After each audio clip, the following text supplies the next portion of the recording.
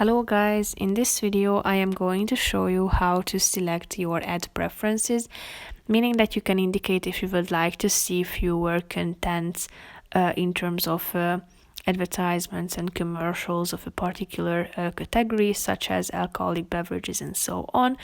But first I just want to mention, don't forget to subscribe to my channel, because at 10,000 subscribers I am going to show you my whole YouTube revenue statistics and growth strategy, how to make money online.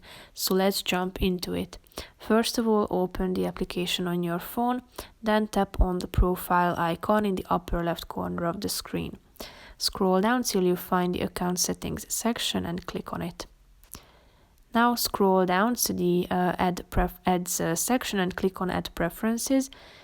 Tap on Add Topics, and here you can indicate the topics that you would like to see fewer ads about. So tap on See Fewer, and as you can see, it says that you are seeing fewer ads about this topic, such as alcohol, parenting, or pets. In the ad settings, you can see that some ad settings aren't relevant until your order, so it